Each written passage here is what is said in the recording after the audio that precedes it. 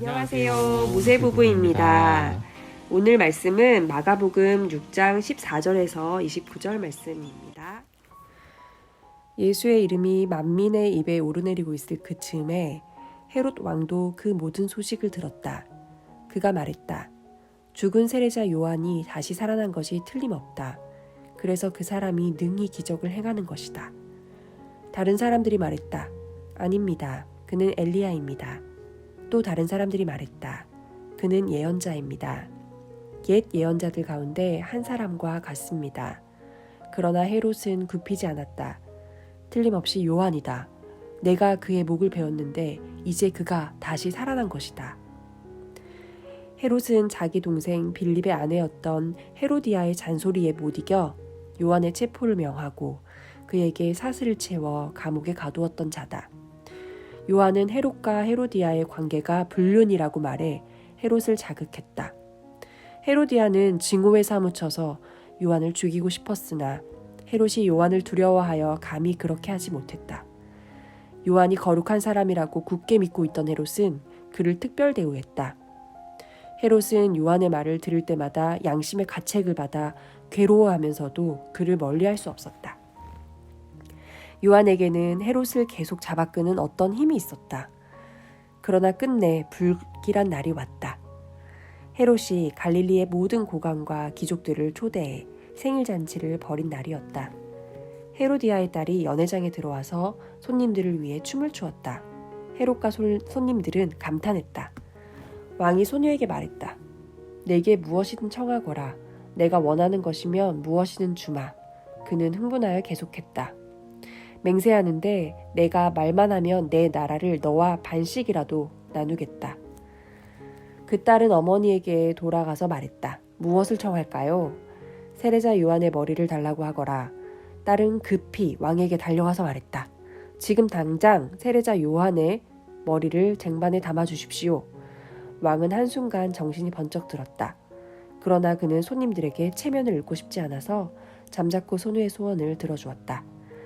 왕은 사형 집행관을 감옥으로 보내 요한의 머리를 가져오라고 명했다. 그가 가서 요한의 목을 베어 쟁반에 담아와서 소녀에게 주었고 소녀는 그것을 다시 자기 어머니에게 주었다. 요한의 제자들이 이 일을 듣고 와서 그 시신을 거두어다가 무덤에 안장했다.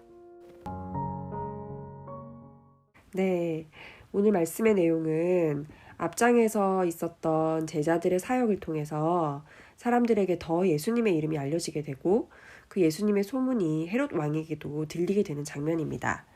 참고로 이 헤롯 왕은 예수님이 태어날 당시 유대인의 왕이었던 헤롯 대왕의 둘째 아들 헤롯 안디바라는 자로 갈릴리와 베레아 지방을 다스리는 분봉왕이었대요. 분봉왕이요? 네, 분봉왕은요. 한 나라 중 일부를 나누어 다스리는 영주와 같은 개념인데 아버지 헤롯 왕이 죽고 나서 세 아들에게 분할 통치를 시키면서 이렇게 세 명의 아들이 유대 땅을 나누어 다스리게 되었습니다. 네, 다 알고 계신 분들에게는 TMI일 수도 있지만 네, too much information. 네, 도움이 되었으면 하는 마음에 참고로 찾아보았습니다. 네. 이어서 내용을 잠시 살펴보면 예수님의 소식을 들은 헤롯 왕은 너무 두려운 마음이 들었어요. 왜냐하면 오늘 말씀에 보면은 헤롯은 평소에도 세례 요한을 의롭고 거룩한 사람으로 알고 두려워했고 요한의 말을 경청하고 그의 얘기에 크게 번민했다고도 나와 있어요. 그런 세례 요한을 본인이 직접 명령을 내려서 죽였는데 예수님의 소식을 들어보니까 요한과 너무 비슷했던 거죠. 16절 말씀에 헤롯은 듣고 이르되 내가 목벤 요한 그가 살아났다 라는 말씀을 보면은 헤롯은 세례 요한을 죽인 것에 대해서 죄책감과 두려움을 항상 가지고 있었던 것 같아요. 네, 그런 것 같습니다. 네. 저희는 오늘 특히 이 둘째 아들인 헤롯 왕을 좀 묵상하면서 제목을 헤롯 그 참을 수 없는 가벼움이라고 정해봤습니다. 네, 영화 제목을 좀 패러디했는데요.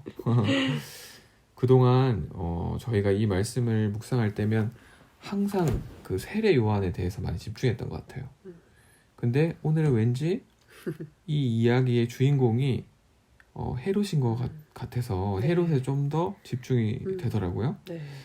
오늘 말씀에 나타나 있는 헤롯의 전체적인 심리 상태를 보게 됐는데 그는 항상 두려움에 둘러싸여 있었던 것 같아요.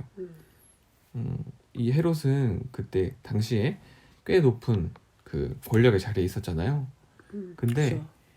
아마 언제든지 자신을 자를 수 있는 그 로마 제국의 눈치를 보며 벌벌 떨었을 것 같고 또 그 식민지 통치를 받던 그 불만이 가득한 유대인들의 그 마음을 얻기 위해서 그 로마 제국과 그 사이에서 항상 끼어서 그죠. 눈치를 보고 음.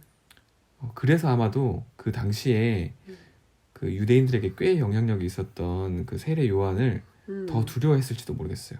그죠. 네.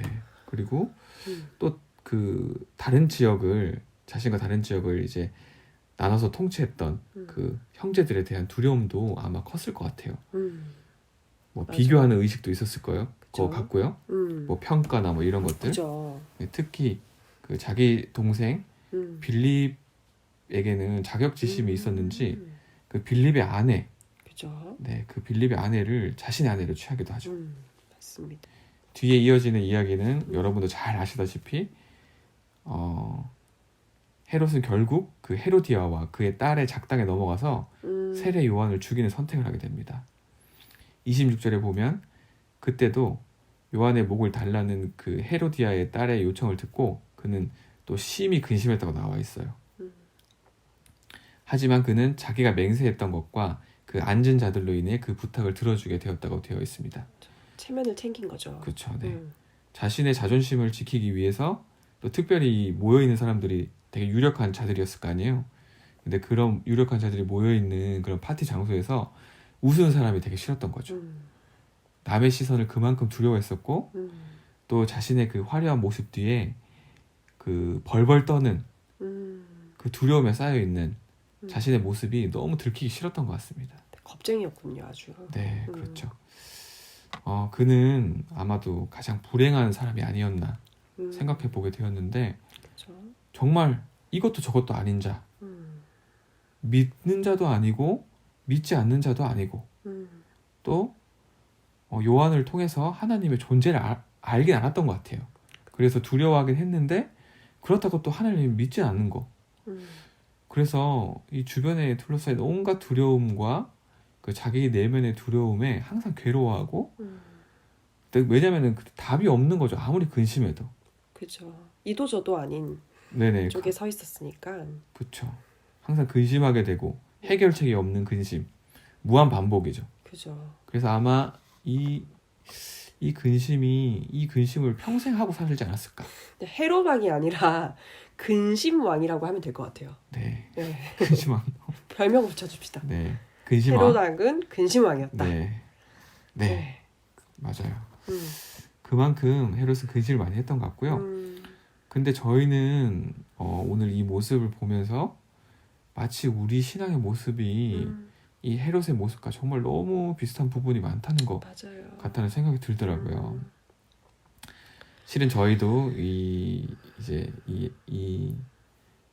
영상을 듣고 계신 분들도 아마 사회적으로 적당한 위치에 있는 것 같지만 또 저희들을 위해 더 높은 자들이 있잖아요. 그렇죠. 네, 그들의 눈치를 보고 하루하루 살아가는 우리 모습 언제 잘릴지 몰라. 특히 요즘 같은 이 시대에 네.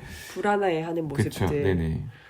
또 강한 척해 보여지고 싶지만 또 두려워하는 모습들도 네. 있고요. 그렇죠. 누구보다 이런 두려워하는 모습을 또 들키기 싫어하는 작은 나의 모습. 그래서 또 더 나의 말이 무시당할 것 같으면 마음에도 없는 말과 막 주장을 하죠. 그리고 결국에는 엉뚱한 선택을 해요. 욱할 때. 그렇죠. 욱하게 되고. 욱하면은 이제 정말 엉뚱한 선택을 할 수 있죠. 그렇죠. 그리고 가까운 사람들에게 상처를 주죠. 네. 상처도 주고. 그래서 이런 모습이 우리 안에 너무 많고 특별히 또 하나님을 믿긴 하지만 믿는다고 열심히 교회는 다니지만 여전히 두려움에 근심하는 모습. 이런 모습이 우리 신앙의 모습에 너무 많다는 생각이 들더라고요. 맞아요. 저희들의 모습이죠. 네. 여러분들은 어떠신가요? 저도 개인적으로 이 헤롯의 모습을 보면서 내게도 이런 신앙의 모습이 너무 많다는 것을 깨닫게 되더라고요. 저도 정말 많네요. 생각해 보니까. 네. 특히 요즘에 뭐 코로나 사태도 그렇고 이 사태로 인해서 발생한 이제 사업의 어려움도 뭐 저희들 아시겠지만 저희가 이제 쉐어하우스 운영하고 있는데 네. 그 외국인들이 지금 들어오기로 했던 외국인들이 다 못 들어오고 뭐 이런 일들이 이제 생기게 되니까 두려움이 이제 엄습하게 되는 거죠. 그리고 또 자국에서는 아이들을 다시 돌아오라고 해서 저희 집에 있는 친구들도 그쵸. 다시 돌아가. 자기 나라로 돌아갔죠. 네네. 또 이런 일들을 보면 야 이거 괜찮을까 정말 걱정이 되는 거죠. 또 뭐 오늘은 특별히 또 맞다, 오늘 자기 그런 일 있었지. 안에 또 뭐 개인적으로는 오늘 또 이런 일이 있었는데 인테리어 현장에서 뭐 갑자기 돌발 상황이 생긴 거죠. 그래서 이렇게 일을 해놓으신 분들이 일을 잘 못하셨어요. 그랬는데 이제 뭐 그게 문제가 되어서 그 밑에 집에도 이제 문제가 이제 물이 새고 그쵸. 천장에서 물이 새고 뭐 거기 화장실에도 또 뭐 물이 안 내려가고 뭐 이런 문제가 막 생기는데 저희는 지금 오늘 실은 저희가 지금 그쵸. 이 녹음을 저기 군산에서 하고 있는데 네. 군산에 내려가는 차 안에서 이 일을 그 전화를 듣게 됐어요. 그래서 막 전화는 오죠. 뭐 집주인들이 불만을 저한테 이제 얘기하고. 토로하고 화도 내시고 이렇게 하는 상황에서 제가 너무 이제 멘붕이 오더라고요. 자기가 책임자니까 네네. 이제 자기한테 자꾸 얘기를 모든 불만을 다 이제 여러 사람이 다 얘기를 들었죠. 자기가. 네. 그런데 이제 저는 또 당장 거기 갈 수도 없고 네 그런 상황이어서 사람만 보내놓은 상태였는데 아무튼 뭐 이런 상황에서 제가 충분히 이제 막 그런 생각이 들더라고요. 갑자기 원망하는 마음이 우선 막 들더라고요. 이 원인을 제공한 저희 이제 같이 일하시는 뭐 이렇게 시공하시는 하청업체라고 해야 되나요? 네. 어쨌든 시공하시는 기술자 분이 있는데 그분에 대한 이제 원망하는 마음이 막 들고 이제 화가 나는 거예요. 저도. 그죠. 그래서 애초에 이런 문제가 생기지 않았어야 되는데 그 사람 때문이다. 이런 일이 그 사람이 여러 번을 또 실수를 하셨던 거잖아요. 네. 그렇긴 했죠. 그치만 이제 한두 번 문제가 아니라서.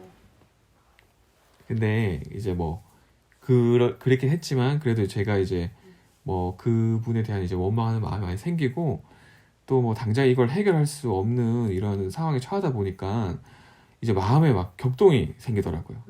그래서 이거를 어떻게 해결해야 되지 하면서 이제 고민을 하고 뭐 이 사람한테 전화를 해서 뭐라고 해야 되나 뭐 당장 가서 고쳐라고 해야 되나 막 이런 생각이 막 들다가 지금 제가 차 안에서 어떻게 할 수 없는 상황이잖아요. 근데 그때 하나님께 기도하게 되더라고요. 그래서 하나님 제가 이런 상황에 처했고 이 상황을 제가 어떻게 할 수 없습니다. 그렇지만 하나님께서는 이거 다 아시죠? 이 문제를 잘 해결해 주실 하나님을 제가 믿습니다. 제가 더 이상 걱정하지 않을게요. 하나님이 알아서 해주세요. 이런 고백을 하게 되더라고요. 그래서 제가 혼자 이제 아무 행동도 하지 않고 그냥 마음속으로 이렇게 기도했어요.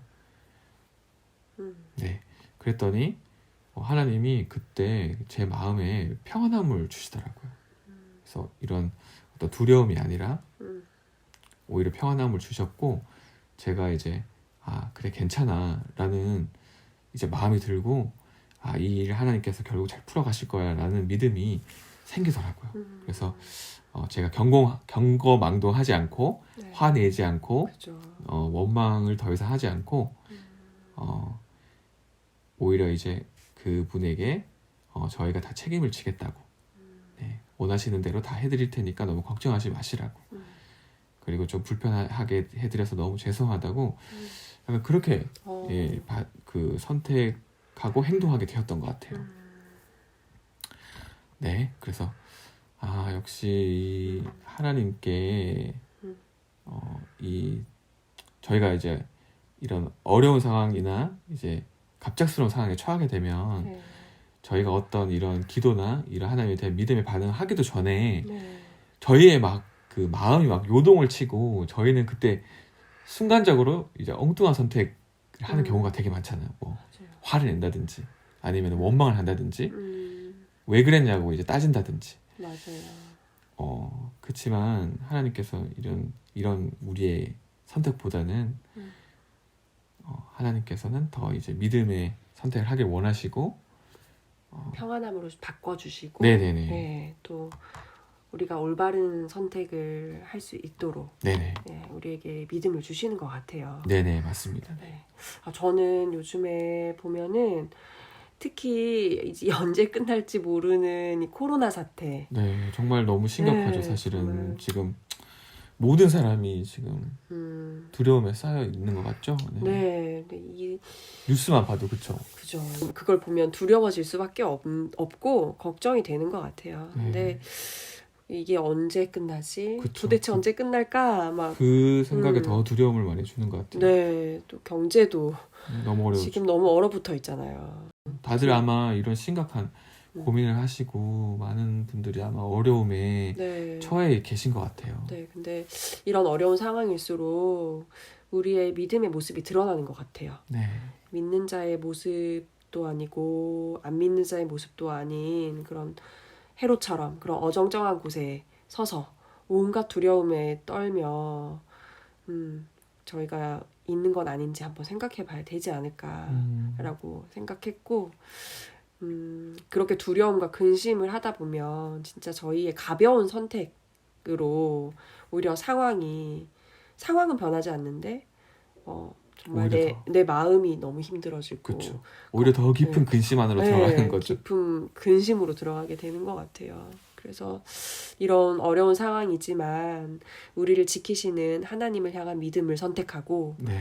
또 깊이 있는 생각과 묵상이 있는 선택을 하는 우리 신앙인들이 되려고 한다면 네, 저희가 훨씬 더 예수님의 제자의 모습이 되지 않을까라고 생각해 봤어요. 네, 맞습니다. 그렇게 된다면 우리가 이런 사태에 대해서 이런 한마디 그냥 뱉어내는 그런 비판의 말보다 네. 정말 진정으로 하나님께 올려드리는 기도를 하게 되고 오히려 네. 주변에 있는 걱정하며 두려움에 떠는 그 이웃들이나 친구들을 일으켜 세울 수 있는 그런 모습을 우리가 보여줄 수 있지 않을까요? 네. 네, 저희 부부는 오늘 적용을 어려운 현실이지만 하나님을 믿고 신뢰하면서 걱정하지 않는 하루를 보내기. 네, 또 주변에 걱정하는 친구들과 이웃들에게 위로의 메시지를 전하는 것으로 적용을 해보았습니다. 네. 네. 네. 여러분들도 이런 저희들의 묵상 네. 이 도움이 되셨으면 좋겠고 오늘 하루 또 이제 오늘은 특별히 토요일이잖아요. 그렇죠. 근데 이제 주말에 이제 밖에 나가지도 못하고 이제 집에서 네. 애들 방콕하시는 분들이 그쵸. 많으실 것 같아요. 네네. 그런 상황에 이제 처하게 되면 저희는 또 더 많은 근심 걱정하게 되고 TV를 보면 이제 온갖 이제 더 심각한 뉴스만 나오고 그렇지만 저희가 이런 상황일수록 조금 더 말씀을 보고 또 하나님께 기도하는 시간을 가져보면 어떨까 합니다. 저희들의 두려움은 정말 끝이 없는 것 같아요. 두려움은 두려움을 낳고 계속적인 근심을 낳는 것 같거든요. 그렇지만 하나님의 말씀은 저희들에게 평안함을 주고 또 생명을 낳죠. 네네. 네. 그래서 희망을 낳고 희망과 소망이 생기고 네네. 언젠가는 이 사태가 끝날 텐데 저희가 그 끝나기 전까지 정말 주님이 원하는 그런 믿음의 반응과 그런 믿음의 모습으로 네. 살아갈 수 있는 하루가 되었으면 좋겠고요. 저희가 이제 아무것도 못할 거라고 생각하면 더 아무것도 못하게 되는 것 같아요. 맞아요. 네, 이렇게 뭐 갇혀 있는데 내가 뭘 할 수 있어? 뭐 밖에 나가서 아무것도 할 수 없잖아. 지금 어떻게 하라는 거야? 할 수 있지만 저희가 할 수 있는 모습이 있는 것 같아요. 예수님은 이런 상황 속에서도 저희들에게 기대하는 모습이 있는 것 같거든요. 아멘. 그래서 그런 작은 실천이라도 함께 해보는 그런 주말 하루가 되셨으면 좋겠습니다. 네, 저희도 네, 그런 주말 하루가 되도록 화이팅을 하겠습니다. 파이팅. 네. 네, 그러면 오늘의 큐티는 이것으로 마치겠습니다. 마치고 저희는 이제 다음 주 월요일에 네. 또 만날까요? 네, 네. 네, 그럼 무 새 부부 평안하소서. 나서서 아 이게 먼저가 아니죠? 아, 네, 거꾸로 됐네요. 거꾸로 됐네요. 자, 네, 인사합시다. 다시 평안하소서. 평안하소서. 무쇠부부였습니다. 안녕.